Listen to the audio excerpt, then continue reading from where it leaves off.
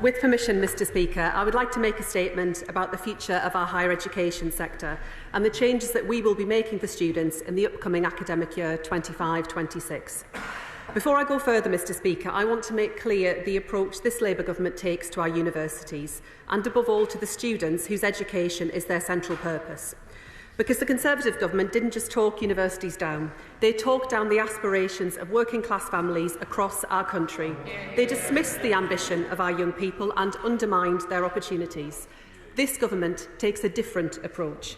We are determined to break down the barriers to opportunity, and higher education is central to that mission. Higher education is part of what makes our country great. Enriching our culture, powering our economy, sustaining intellectual traditions stretching back centuries, a beacon of opportunity, not just to students in this country, but from across the world, a sector of which everyone in this House ought to be proud. But when this government took office in July, we found a university sector facing severe financial challenges. With tuition fees frozen for the last 7 years, universities have suffered a significant real terms decline in their income. And we found a regulator, Mr Speaker, subject to political whim, unable to focus on the challenges our universities face. A succession of Conservative ministers who had, for year after year, faced with tough decisions, ducked them time and again. Mr Speaker, we inherited in our universities, as across so much of our public sector, the consequences of long years of shameful abdication of responsibility. Long years in which I heard too often from students of the gap between the course they were promised and the experience they had, about the trouble they had making ends meet as they worked hard not merely at their studies, but often at 2 or more jobs on top. Long years in which I saw the amazing research our universities deliver, but how infrequently those triumphs drove wider success. Long years in which I heard from international students who make such an important contribution to our country that the previous government had made them feel neither valued nor welcomed. Mr Speaker, this is the mess members opposite left behind. But where the Conservatives shirk the hard choices, this government has not hesitated to grip the challenges we face and take the tough decisions to restore stability to higher education, to fix the foundations and to deliver change. We have accepted in full the recommendations of the independent review of the Office for Students.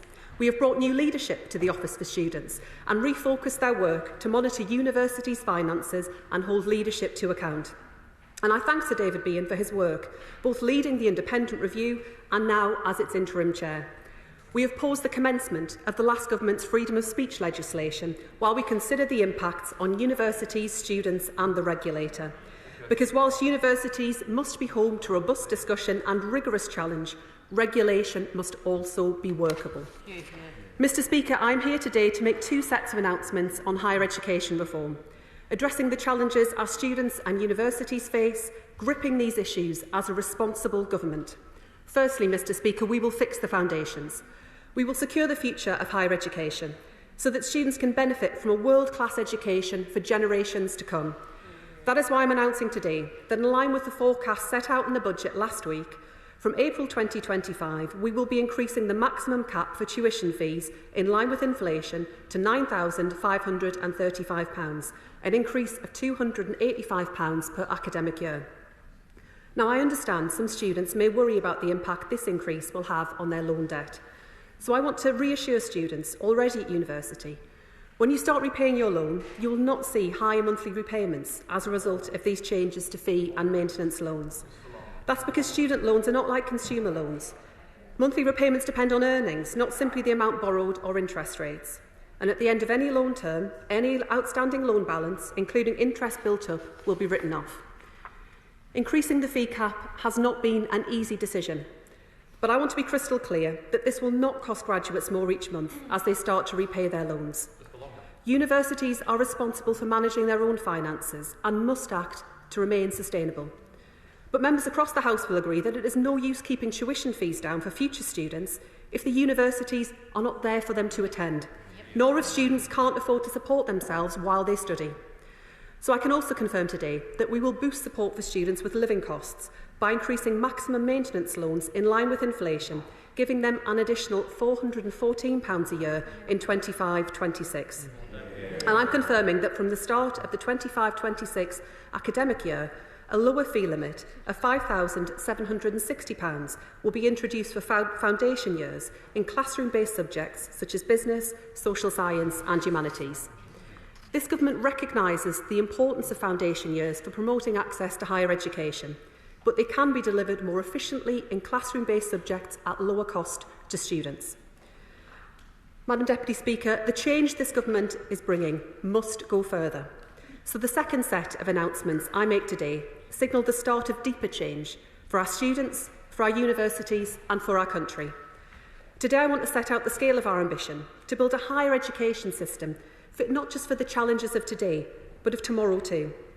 In the months ahead, we will publish our proposals, because in universities, as across our public services, investment can only come with the promise of major reform. The contribution of higher education to our economy, to our communities, to our country must grow and strengthen. That begins with universities doing more to spread opportunity to disadvantaged students, both in expanding access and in improving outcomes. And our most recent data shows why. The gap between disadvantaged students and their peers in progression to university by age 19 is the highest on record. I will not tolerate this shameful divide any longer. Universities can do more and they must do more. And they must rise to the huge challenge of technological change, supporting adults with the flexibility that they need to retrain. Which is why in the budget we confirmed we are pressing ahead with the lifelong learning entitlement. Next, while the UK is home to many world-class universities, it's time that all students in higher education in this country feel the benefit. It's time to raise the bar further on teaching standards, to improve our world-leading reputation and drive out poor practice. It's time to make sure that all students get good value for money, which, if we're honest, hasn't always been the case in the past. But it goes further than that. Universities must do more to raise their impact beyond their gates. They must do more to drive the growth that this country so sorely needs, attracting talent from around the world, joining with Skills England, employers and partners in further education to deliver the skills people and businesses need, and shaping world-class research to create good jobs across the country.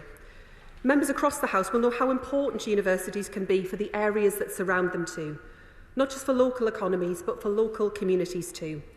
So I want universities to work harder to embed themselves in those local communities. Civic anchors, the beating heart of local life in our towns and cities, not ivory towers far from local concerns. Lying beneath these challenges must be a further transformation, a renewed drive for efficiency. Students and taxpayers support the cost of our universities. They are right to expect that every penny is spent effectively. We will not accept wasteful spending. Universities must rise to the challenge, and that means ensuring that the pay of their top teams is fair and justifiable.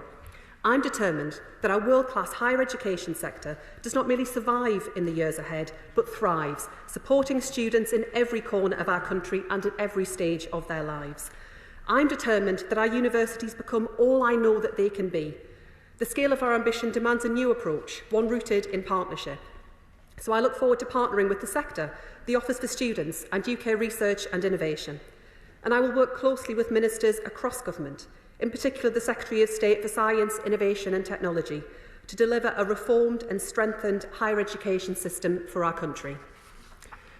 As today this government looks to the future, I'm reminded that more than 60 years have passed since the Robbins Report on higher education was presented to this House, with its famous principle that courses of higher education should be available for all those who are qualified by ability and attainment to pursue them and who wish to do so.